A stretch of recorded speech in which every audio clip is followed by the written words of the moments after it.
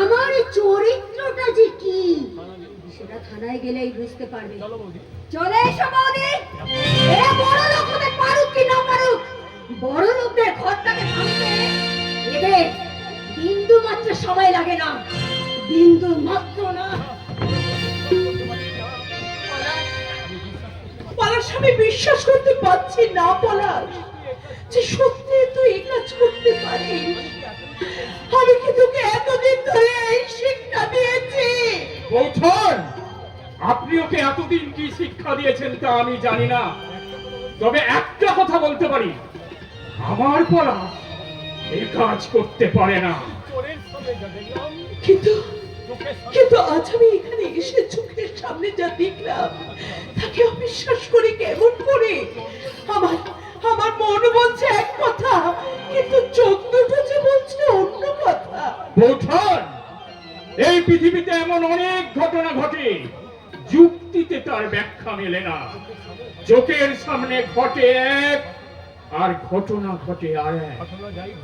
ঘটনা যাই ঘটুক, আজ আমি সবার কাছে দোষী। সবাই বলবে আমি বিশ্বাসঘাতকতা করেছি এই চৌধুরী বংশের সাথে। ওই ঝিলিক দুদিমণির সম্মান আমি ধুলোর সাথে মিশিয়ে দিয়ে পলাশ, গিন্নিমা,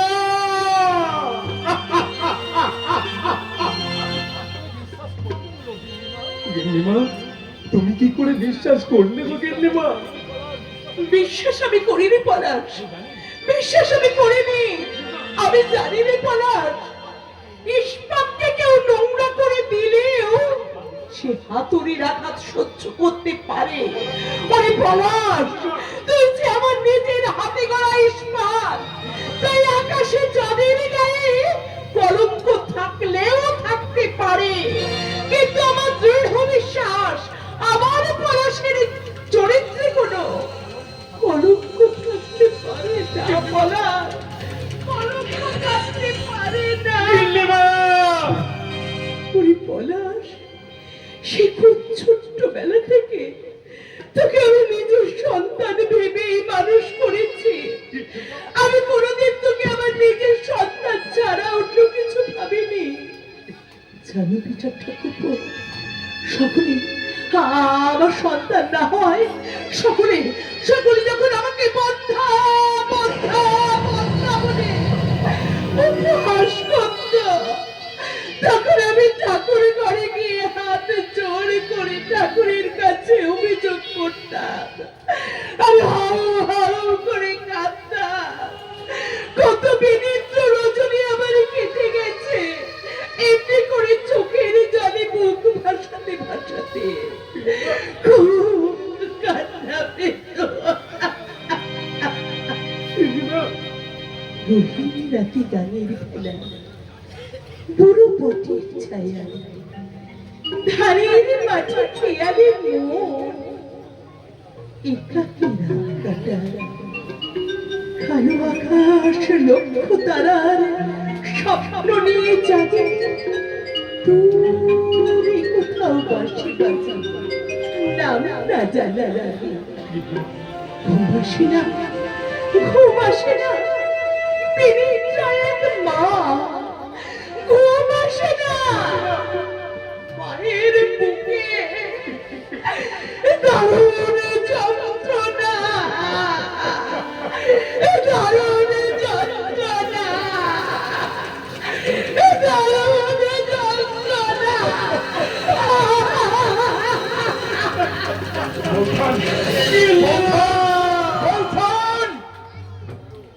হয়তো পারে না বৌঠন, কিন্তু কিন্তু তবু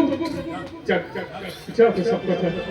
পলাশ, পলাশ, মাই সন, আমরা দুজনেই আজ পৃথিবীর আদালতে বিশ্ব মানবতার পথ কাজ করে দাঁড়িয়ে থাকা এক অদ্ভুত দোষী।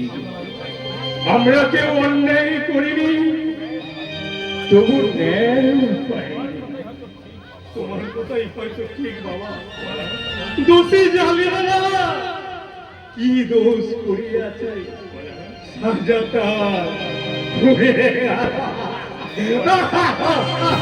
বলো বলো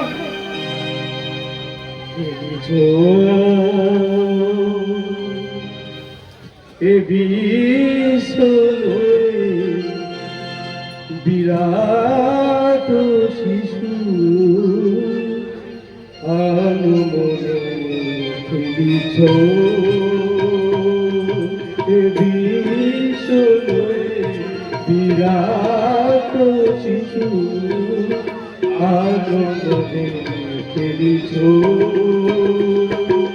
প্রলয় সৃষ্টি তবু পুতুল খেলা নিরজনে খেলিছ এ বিশ্বলয়ে বিরাট শিশু আনমনে খেলিছ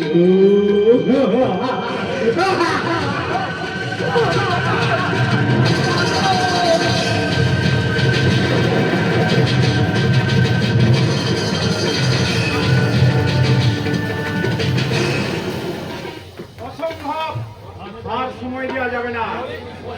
অনেক দিন সময় দিয়েছি, অনেক সময় একের পর এক দুর্নীতিপরণ কাজ করে যাচ্ছে ওই লালমোহন গাঙ্গুলি। তার কয়েকটা প্রমাণ আমি জোগাড় করেছি। কাল নবাববাবু আমাকে ফোন করে বলল কিছু গোপন কথা বলবে, কিন্তু কি বলবে নবাববাবু? কিছু জ্যান্ত ইতিহাস। ইতিহাস? হ্যাঁ স্যার, এতদিন ধরে যে ইতিহাসটা বুকে নিয়ে বেড়াচ্ছে, সেই গোপন ইতিহাস, যা আগামীর ইতিহাস। বেশ, তা যা বলতে গেছেন বলুন। মনে করেছিলাম কথাটা চিরকাল গোপন করে সেই ছোট্ট বিদ্যুকে বাঁচিয়ে আমি বাপের প্রায়শ্চিত্ত করব, কিন্তু তার ওপরওয়ালা করতে দিল না। শুনুন স্যার, শুনুন, বিট্টুর মা বাবা দুজনই খুন হয়েছে, এবং এই খুনের জন্য নবাব বাবু। আপনি কি বলছেন? যা বলছি সব সত্যি কথা। আজ থেকে বেশ কয়েক বছর আগে আমি রাতে গ্রাম পাহারা দিতাম, আর দিনের বেলা আমি লালমোহন গাঙ্গুলির বাড়ি পাহারা দিতাম। এর জন্য লালমোহন বাবু আমাকে ভালো মাইনেও দিত।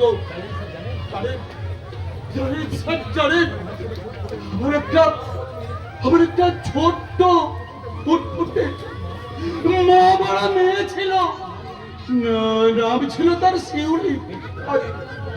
আজ ভেজে থাকলে ওই বিট্টুর বয়সী হতো। আপনার মেয়ে মারা গেল কিভাবে?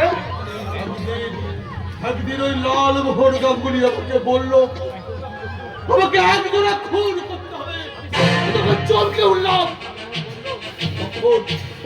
তখন লালমোহন বাবু আমাকে বলল আমি যদি ওর খুনটা না করি তাহলে ও আমার মেয়েকে ছাড়বে না, তাকে খুন করে ওই নদীর জলে ভাসিয়ে দেবে।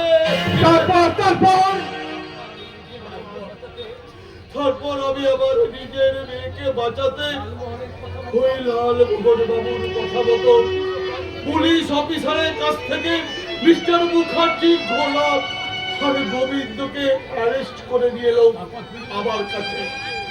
আর সেই রাতেই আমি আমার নিজের মেয়েকে বাঁচানোর জন্য ওই দুটো প্রাণীকে মেরে আমি ওই নদীর জলে ভাসিয়ে দিলাম। বাবু, কিন্তু পাপ বাপকে ছাড়ে না স্যার, পাপ বাপকে ছাড়ে না। আমি আমার মেয়েটাকে বাঁচাতে পারলাম না। মাত্র দুদিনের ছড়ে আমার শিউলি বাপ আমাকে ছেড়ে চলে গেল।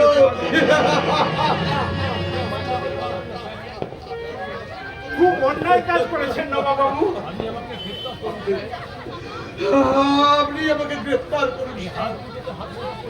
এই হাত দুটোতে হাত করা পড়িয়ে ওই ছোট্ট পিন্টুকে একটু শান্তি দিন স্যার, একটু শান্তি দিন।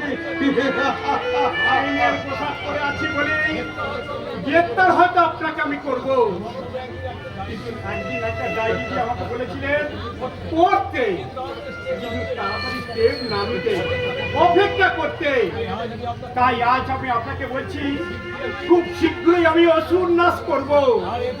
আর এই যুদ্ধের সেনাপতির ভূমিকায় আপনাকে আমার খুব প্রয়োজন। তাই এক্ষুনি হাত করা করিয়ে আপনার হাতটাকে বন্ধ না করে এই হাত দুটো তো পাপ ধ্বংসে কাজে লাগানোর জন্য আজাদ করে রাখলাম। কিন্তু আমার আরো কিছু প্রমাণ চাই। প্রমাণ আমি দেবো স্যার ওই সোয়ারের বাচ্চার বিরুদ্ধে। ভীমা, হ্যাঁ স্যার, আমি একদিন আপনি আমাকে কাঠ গলায় দাঁড় করাবেন বলেছিলেন, সেই দিনে সেই কথা শুনে আমার পা দুটো ঠক ঠক করে কেঁপে উঠেছিল, কিন্তু আজ আর কাঁপছে না। আমার বোনটাকে যে শেষ করেছে তাকে আমি জমের দক্ষিণ দুয়ারে পাঠাবোই পাঠাবো। বলো ভীমা, কি জানো তুমি? অনেক কিছু। প্রতি মাসের 10 তারিখ জঙ্গল থেকে টন টন কাঠ কেটে ওই সালা লালমোহন গাঙ্গুলি পাচার করত কলকাতার খিদিরপুরে। এই নিন স্যার, এই ডায়েরি আমি ওর আলমারি থেকে চুরি করে এনেছি। Well done Bhima, well done. আরো একটা কথা শুনলে আপনি চমকে উঠবেন স্যার। কি কথা? এই থানার মেজবাবু মিস্টার মুখার্জি প্রত্যেক দিন রাত্রে ওই সালা লালমোহন গাঙ্গুলির সাথে মদ খায় এবং ঘুষও খায়। I see. তাই তো ভাবি মাঝে মধ্যে গোপন কথা ফাঁস হচ্ছে কিভাবে। মুখার্জি, মিস্টার মুখার্জি। ওকে ডাকছেন স্যার? ইয়েস মিস্টার মুখার্জি, এই থানায় জয়েন করার পর আপনাকে আমি দেখেছিলাম, একটা খাকি পোশাক পরা মানুষকে আমি পেয়েছিলাম, কিন্তু আজ আমি প্রমাণ পেলাম আর 5টা পুলিশ অফিসারের মতোই একটা জঘন্য ঘুষখোর পুলিশ অফিসার। কি বলছেন স্যার? You shut up. যা বলছি বোঝার মতন বয়স এবং অভিজ্ঞতা আপনার আছে, সুতরাং দয়া করে না বোঝার নাটক করবেন না। হ্যাঁ, আমি কি হলো, তোদলাচ্ছেন কেন? গলা শুকিয়ে যাচ্ছে না? বিবেক মনুষ্যত্বটা শুকিয়ে যাচ্ছে? শুনুন মিস্টার মুখার্জি, অস্বীকার করতে পারেন আপনি লালমোহনের ড্রিঙ্কস পার্টিতে জয়েন করেন না, তার সঙ্গে ঘুষ খেয়ে আইনকে ঠকান না? আমি আমি আমি স্যারের সামনে আপনার মুখোশটা খুলে দিয়েছি। এবার আমি আপনার শরীর থেকে পোশাকটা খুলে নেব। হ্যাঁ, ইয়েস। এবার আপনি যাতে সাসপেন্ড হন তার ব্যবস্থা আমি করব। মরে যাবো স্যার, মরে যাবো। আপনার দুটো পায়ে পড়ি স্যার, ছেলে বউকে নিয়ে পথে বসতে হবে। হ্যাঁ স্যার, আমি স্বীকার করছি আমি যে টাকায় মাইনে পাই তার থেকে অনেক কিছু টাকা বেশি রোজগার করতে আমি ভুল কাজ করে ফেলেছি স্যার। শেষবারের মতো একটা সুযোগ সরি, আমি কোনো বিশ্বাসঘাতককে এই পুলিশ ডিপার্টমেন্টে রাখতে পারবো না। আমি বলছিলাম কি স্যার, উনি যখন নিজের পাপ স্বীকার করেছেন তখন ওনাকে আর একটা সুযোগ দিই। ঠিক আছে, শেষবারের মতো একটা সুযোগ দিচ্ছি। Be careful, this is your last chance. Thank you sir, thank you. আমি কথা দিচ্ছি, যে হাতে ঘুষ খেয়ে আমি আইনকে অপবিত্র করেছি, এই হাত দিয়ে আইন স্পর্শ করে পবিত্রতা অর্জন করার চেষ্টা করবো স্যার, চেষ্টা করবো। কিন্তু আমার কি হবে স্যার? বোনটা আমার হসপিটালে শুয়ে শুয়ে কাঁদছে। কিন্তু গন্ডগোল তো চাপাকে ভালোবাসতো। হ্যাঁ বাস্তব, কিন্তু ঘটনাটা ঘটার আগে আমার বোন ওকে ভালোবাসতো। এখন আমার বোন যে অসতী হয়ে গেছে স্যার, ওর কি হবে? চাপা যদি সব শোনে তাহলে তো ও আত্মহত্যা করবে। এই চাপাতে আত্মহত্যাই করতে গেছিল, আমি ওকে বাঁচাই এনেছি। কেন চাপা! কেন তুমি আমাকে বাঁচালে বিলাসদা? এই পোড়া মুখ নিয়ে আর আমি বাঁচতে চাই না, আমি বাঁচতে চাই না। না রে চাপা না, এ কাজ তুই করতে পারিস না। মা মারা যাবার সময় মাকে আমি কথা দিয়েছিলাম, তোকে সুখী রাখবো, তোকে সুখী করবো। কাঁদছো কেন দাদা, কাঁদছো কেন? এই দেখো না, দেখো আমি কত সুখী হয়েছি। সুখগুলো কেমন আমার চোখ দিয়ে দপ্তর করে বেরিয়ে আসছে। হ্যাঁ দাদা, হ্যাঁ, আমার কপালে যে এত সুখ লেখা ছিল তা তো আমি জানতাম না দাদা। গন্ডগোল আমাকে বিয়ে করবে না বলেছে, এই সুখই আমার কম বলো। সানে সান, তারারা কাঁপে, হৃদয় কি জং ধরে, পুরনো খাপে, পুরনো খাপে, পুরনো খাপে। এই গায়ের সবাই আমাকে অসতী বলে গালাগালি দেবে, একটা নষ্ট মেয়ে হয়ে তোমার বোন ঘুরে বেড়াবে, এই সুখী আমার কম বলো। তুই একটু চুপ কর বটে, কাঁদলে চলবে নয়, তোকে শক্ত হতে হবে। হ্যাঁ রে বোন, হ্যাঁ, তুই শক্ত হতে হবে। তুই কাঁদিস না, তুই কাঁদলে যে আমার বুকটা ভেঙে দুখান হয়ে যায়। কাঁদতে বারণ করছো দাদা, কিন্তু কিন্তু চোখের জল যে আমার কোনো বাধা মানছে না। চাপা, চাপা রে, তুই একটু চুপ কর, একদিন দেখিস সব ঠিক হয়ে যাবে। কি আর ঠিক হবে গো? কি ঠিক হবে গো বিলাস দা? কি ঠিক হবে? বলো না, বলো বলো, তোমরা সবাই বলো, কি আমাকে আশ্রয় দেবে? কেউ দেবে না, সবাই আমাকে কলঙ্কিনী বলে ঘৃণা করবে। আচ্ছা দাদা, তোমার তোমার মনে আছে তুমি আমাকে ছোটবেলায় বলতে, আমাকে লাল টুকটুকে বিলাসী শাড়ি পরিয়ে, কপালে চন্দনের ফোঁটা পরিয়ে আমাকে তুমি বিয়ে দেবে? মনে আছে দাদা, বলো না? মনে আছে? আর তুই বলতিস আমাকে ছেড়ে তুই কোথাও যাবি না। এবার বলো তো দাদা, আর তোমাকে ছেড়ে কোথাও যেতে হবে না, আর আমাকে কেউ বিয়ে করবে না। এবার এবার সারা জীবন আমি তোমার কাছে থাকবো দাদা, তোমার তোমার যদি আপত্তি না থাকে আমি তোমাকে বিয়ে করবো। কান্না করছি নাকি মহত্বের প্রকাশ করা? না না, এ হয় না, হতে পারে না। পাশে একটা ফুল কখনো দেবতার পুজো হয় না। আমি তোমাকে যোগ্য সম্মান দেবো, দেবো স্ত্রীর অধিকার, স্ত্রীর সিঁদুর। না, এই শীতিতে আমি একজনের হাত থেকে সিঁদুর পরবো বলেছিলাম, তা যখন হলো না তখন আর আর আমি কোনোদিনও এই শীতিতে সিঁদুর পরবো না। তুমি যা ভালো বোঝো তাই করো। তবে চাপার জীবন যে নষ্ট করেছে তাকে আমি ছাড়বো না।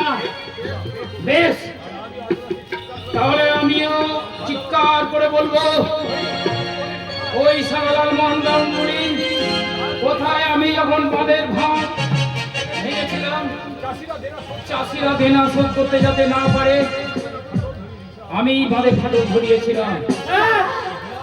এই বিলাস মুর্মু খেপটা বাঘের মতো ঝাঁপায়া পড়বে।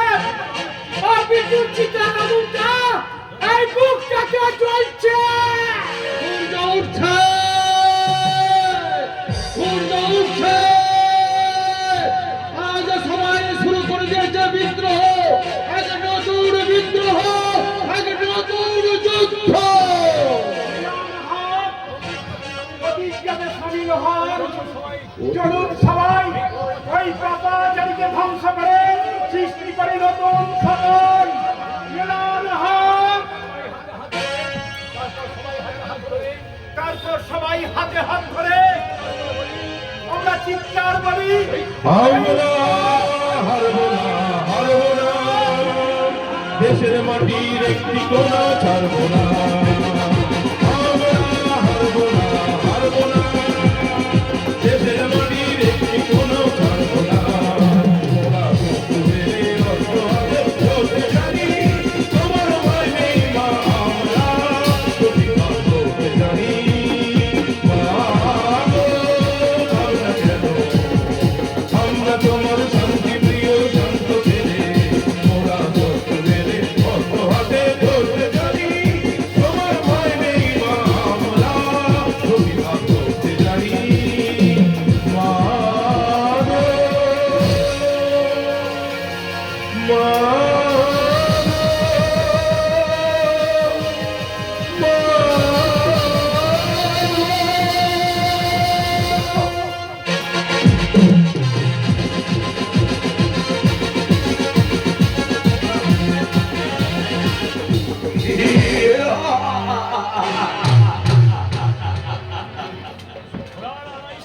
ঘোড়া লড়াই পাঁচালে রাজাকে মেরে আমি পড়ে দিয়ে কিস্তি মাওত করবো।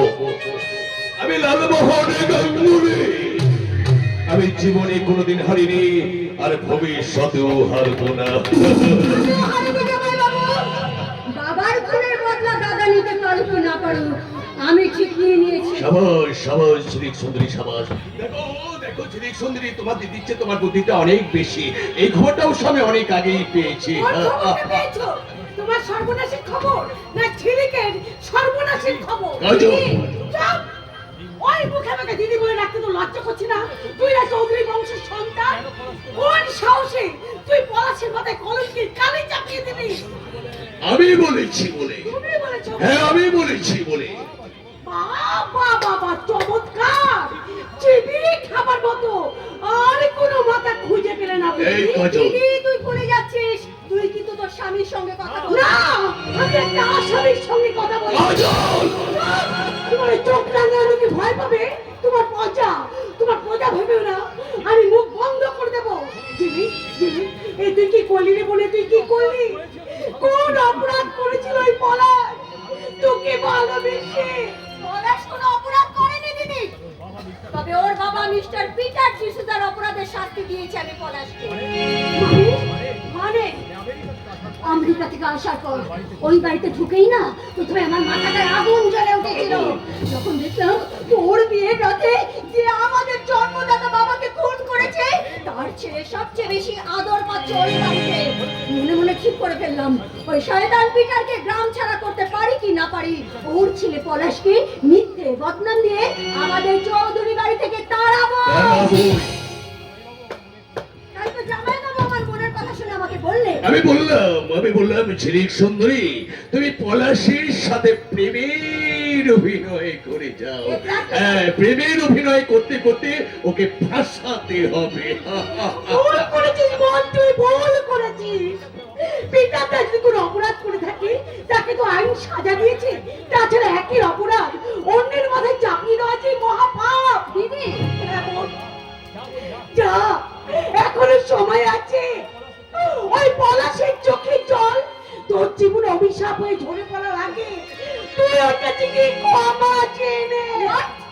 আমি ক্ষমা চাইবো ওই পলাশের কাছে। হ্যাঁ ঠিকই তো কোথাকার কার শহরের বাচ্চার কাছে ঝিলিক যাবে? না না না ঝিলিক সুন্দরী, তোমাকে কোথাও যেতে হবে না। এবার তুমি যা করবে তা হলো আমার ভাই গন্ডগোলকে বিয়ে করে তোমার দাদার অর্ধেক সম্পত্তিটা বুঝিয়ে নেবে। হ্যাঁ আমি ঠিকই বলছি। দেখো দেখো, ছেলে হিসেবে আমার ভাই গন্ডগোল তো মোটেই খারাপ ছেলে নয়। না না, আমি সে কথা বলছি না, তবে গন্ডগোল তাকে আমি অন্য চোখে দেখি, তাকে আমি বিয়ে করতে পারবো তা না। বললে তো হবে না ঝিলিক সুন্দরী, বিয়ে যে তোমাকে করতেই হবে। কারণ রাজশেখরের বাকি সম্পত্তিটা আমার চাই।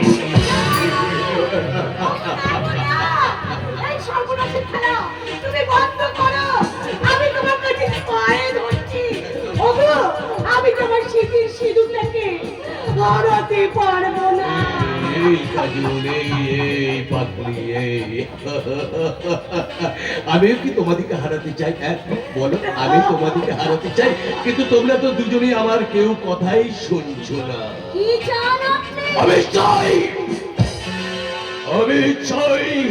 এই রাজশেখর চৌধুরী ধর্মেশ।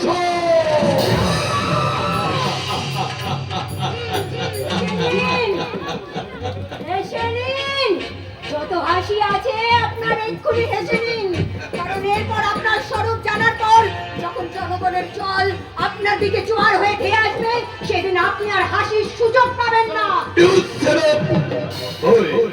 ওই ঝিলিক সুন্দরী, তুমি লালমোহন গাঙ্গুলিকে ভয় দেখাচ্ছ, লালমোহন গাঙ্গুলিকে ভয় দেখাচ্ছ। দেখো দেখো ঝিলিক সুন্দরী, লালমোহন গাঙ্গুলি কিন্তু ভয় খায় না, বরং ভয় লালমোহন গাঙ্গুলিকে দেখে ভয়ে পালিয়ে যায়। হ্যাঁ, আমার লক্ষ্যে পৌঁছাবার জন্য একের পর এক ধাপে এগিয়ে চলেছি। পিটারকে খুঁড়ি সাজিয়েছি, চাপার বিটুকে আমার পথ থেকে সরিয়ে দিয়েছি। আমার শেষ কথা তুমি শুনে রাখো কাজল, ঝিলিককে আমি শ্মশানের মাঠে নিয়ে যাচ্ছি। ওখানে আমার ভাই গন্ডগোলের সাথে আমি ঝিলিকের বিয়ে সেরে ফেলতে চাই। তোমার দাদাকে বলবে 24 ঘন্টার মধ্যে সমস্ত সম্পত্তি দলে যেন শ্মশানের মাঠে হাজির হয়। না দিদি, কিছু হোক, দাদাকে তুই এ কথা বলবি না।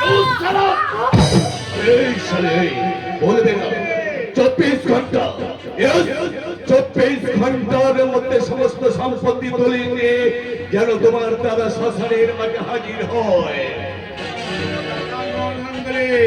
একে মুখার্জি হঠাৎ তুমি মুখার্জি নয়, বলুন মিস্টার মুখার্জি। আমি আপনার পোষা গুন্ডা নয়। এই অভিজ্ঞান সরকার আমাকে যা বুঝিয়েছে, আমি আমার নীতি আদর্শ নিয়ে চলতে চাই। টুপি, আমি তোমাকে এমন জায়গায় বদলি করে দেব, ইডিয়েট! অভিজ্ঞান সরকারের মতো মানুষকে পেয়ে যার আমার বদল হয়ে গেছে, সে আমার ভয় দেখাচ্ছে বদলি। আমি এখন থানায় যাচ্ছি, আপনার উচিত মতো অবস্থা করছে। ওগুলো সব আমার ডাক না, খান আবার কচু করবে, কচু। এই, এই, কেউ একবার বলবে না, কেউ।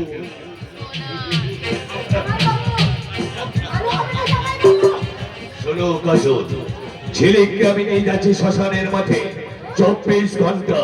ইয়েস ইয়েস কাজল, 24 ঘন্টার মধ্যে সমস্ত সম্পত্তির দলিল যদি আমি না পাই, তাহলে তোমার ছেলের সুন্দরী দেহটাকে এতগুলো টুকরো টুকরো করবো যে সারা জীবন করতে সময় লেগে যাবে।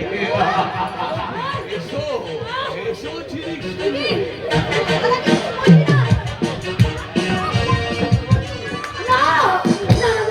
আমি এক্ষুনি ছুটে যাবো পিতার কাছে।